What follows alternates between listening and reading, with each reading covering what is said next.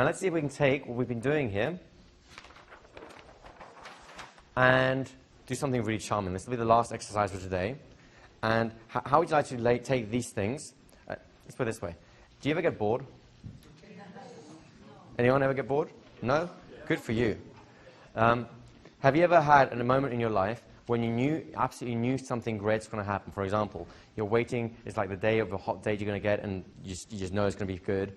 Or you're going to go to a rock concert and you've been looking forward to for ages, and you know it's coming, but it's just a certain time away before anything can happen, right? You'll have days like that, right? Have you ever been bored in those days? Right? Is it possible to be bored in a day when you know something good's going to happen? How about if you had that sense of anticipation whenever boredom came, so that you now turn boredom into that sense of anticipation, just waiting for something great to happen? Wouldn't that be a charming gift to give someone? Well, let's do it.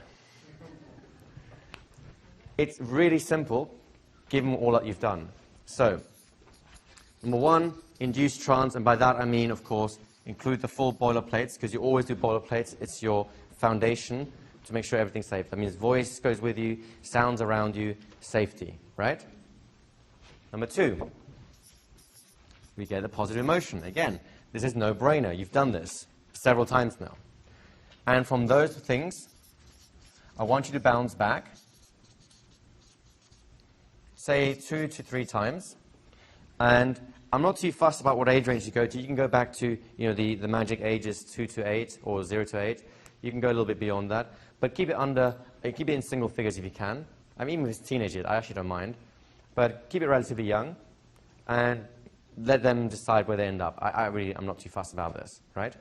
The key thing you're going to look for is that positive experience. Make it a fun sort of thing. So don't get anything too kind of internally emotional, like love or that kind of connection. Make it something fun, exciting, hanging out with friends, having a great time, going to a rock concert for the first time. For me, in case anyone ever does this with me, take me back to the first time I saw the first Star Wars film. I was so excited, I missed half the film because my uncle had to take me out to the toilet to go pee. That does it for me, right? Just enter during the seminar, because otherwise I'll disappear every 5 minutes. So you're going to bounce back 2 or 3 experiences to get something on an exciting, positive, fun, whatever it is, kind of emotion, until you're somewhere in the age range of, say, 0 to 10, say. That's a good age range to play with. Happy so far? That's basically what you've been doing anyway. Remember, on each bounce, you're going to orient.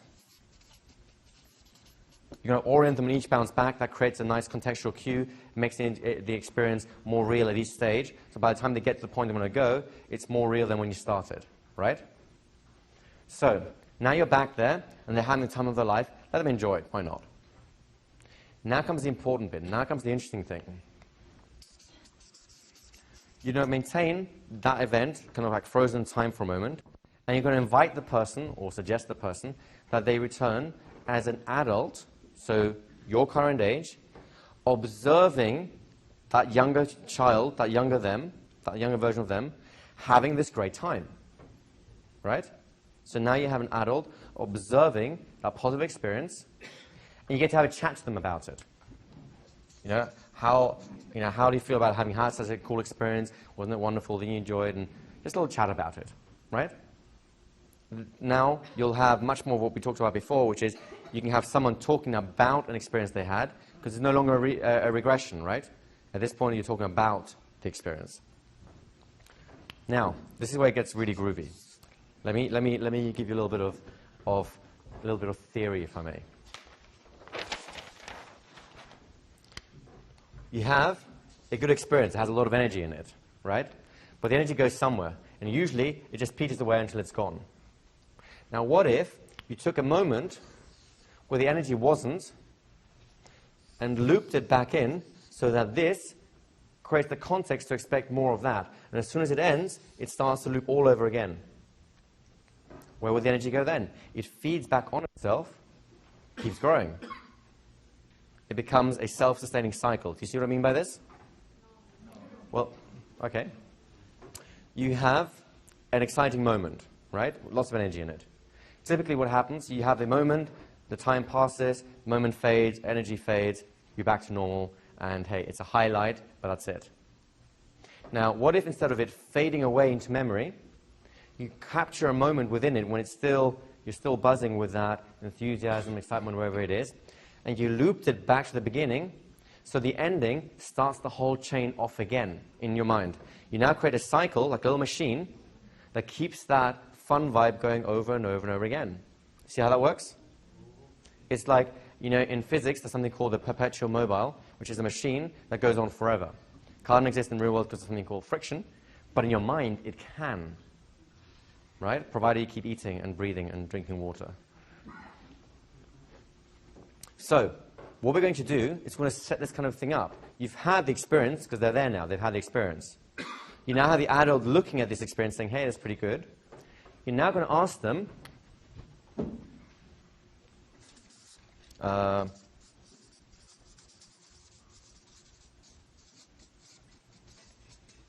about a moment that happened before all this. Ideally, by the way, these kind of moments will be something which is a surprise to them. A moment before all this, when they didn't know this is going to happen. So it could be 5 minutes, it could be 5 days. But it's a moment before all this happened, when they didn't know this was going to happen, so they weren't even expecting it, when things were just normal. Typically, they're bored, or it's quiet, or, there's nothing really going on. So you ask the adult, you know that before this happened, there's a point in time when none of this was, you weren't aware any of this is going to happen, right? It could be 5 minutes, it could be 5 hours, it could be 5 days. Tell me, when would be such a moment which is, reasonably close to the actual event? Let's say they say it was, say, 2 hours before, right? Now, you ask them about that event. So, where were you? What were you doing? What were you seeing? Etc. So you now orient to this moment, the moment of boredom, the moment of quiet, right? As an adult. So talking about the experience. They're not stepping into it yet. They're just creating the experience for you. So now, basically, here's your adult, right? Big adult, strong, right? Looking at the experience the child had and recognizing that at some point, let's say 2 hours before this, let's say this is a birthday party, and 2 hours before that, they were just watching TV, and nothing's really going. They didn't even realize they're going to have a birthday party, right? So I say, yeah. I was sitting in the kitchen watching TV. Mum's in the kitchen making me a sandwich, and it's a whatever day, right? So now you say, okay, great. So you have that moment. Now, this is a fun bit. You tell the adult for them to recognize. Well, you now know that when little Johnny is watching TV, something great's about to happen, and he doesn't even know it. He really doesn't. He doesn't even know how good it's going to get. So he's just watching TV without even realizing. How do you feel about how little Johnny is about to have such a great time that he has no idea is about to happen? Right? So you get the adult like, hey, this is kind of like cool, this is kind of fun. So then you explain to him that in a moment, you're going to bring him back to this point. And from this point, he's going to be able to relive this 2 hours all the way through to the end, knowing that the whole chain happens through. In other words, you're knowing that the boredom is going to give way to this. So now you've already altered the memory, right? The events still happen the same, but you've altered the memory because you've introduced an element of anticipation, right? So then say, cool, we'll do that. So now,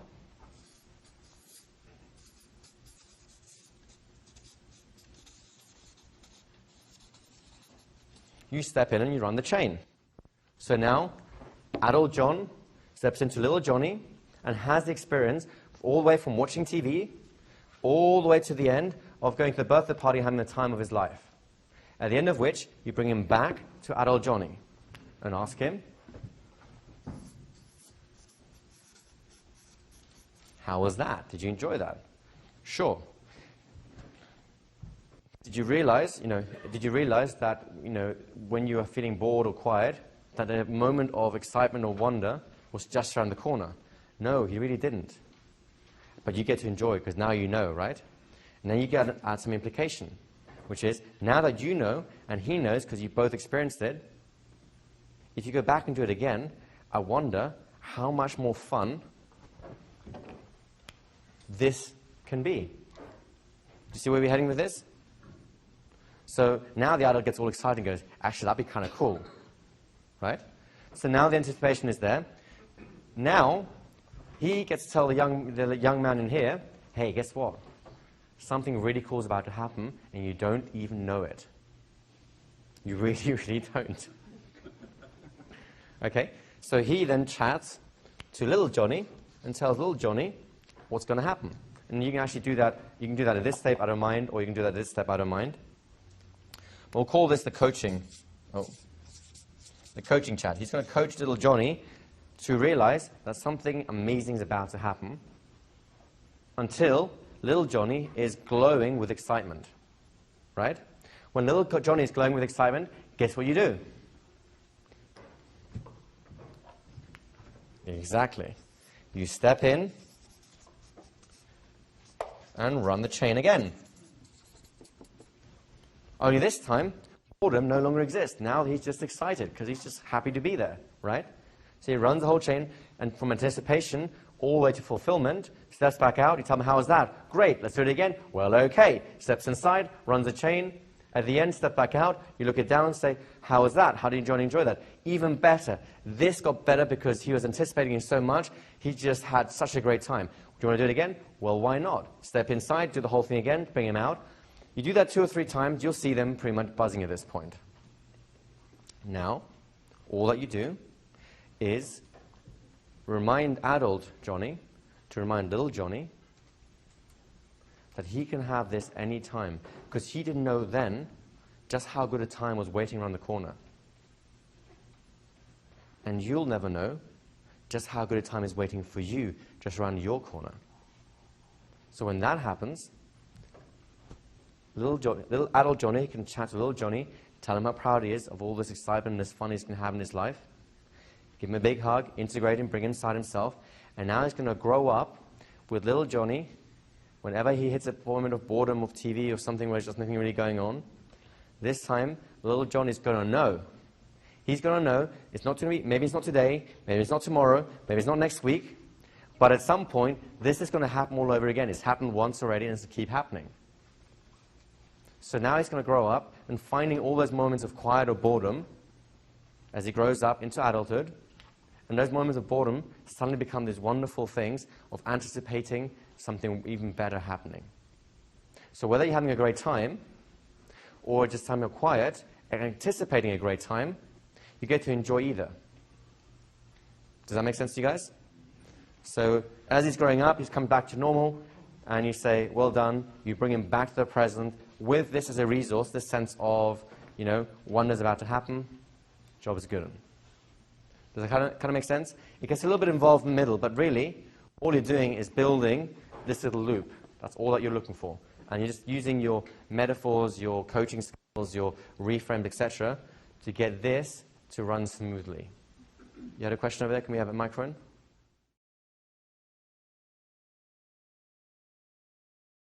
You do it 2 or 3 times so that it has a nice, a nice loop running. Mm-hmm. Then you talk to the adult and say, hey, how do you feel about little Johnny having done that and realizing he can, instead of being bored, he can just look forward to good things happening in his life. And he goes, oh, it's great, right?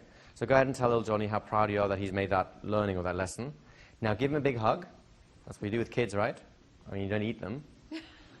And you give him a big hug, and then you integrate them. So bring him inside you, and let little Johnny grow up inside of you,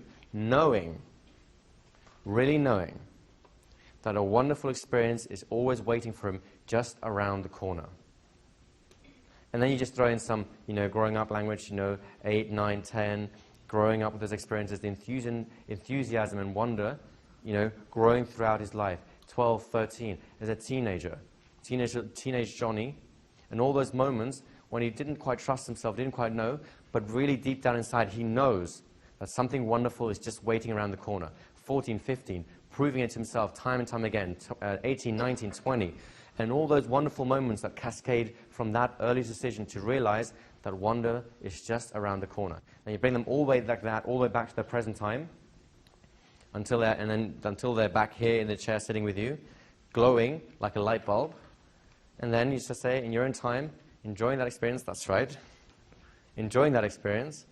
Just allow yourself to return back to full consciousness into this room with your eyes open, feeling refreshed, relaxed, alert, knowing that a wonderful moment is waiting just around the corner for you. That's good.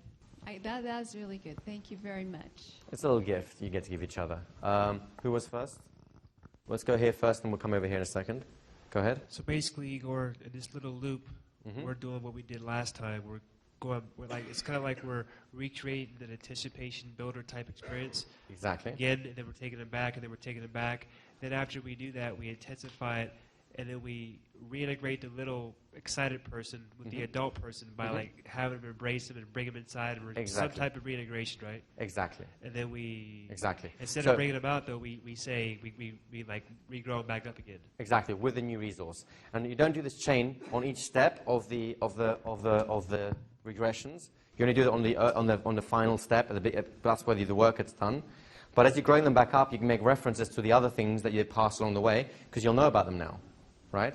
So if you remember the timeline, if the timeline was, they're here today, they had, their rock concert when they were 25, and they had like an ice cream extravaganza when they were, 18, because we love ice cream then, and they come back to here when they were like 4, right? So as you're growing them up, you're talking about this and this and this and this in random terms. You know about this, so you can go to town on this one, and you talk about this and this. You know about this, you really go to town on that, and this and this and this, and then they're back to the present moment all the time with this loop instead of boredom, where boredom used to be.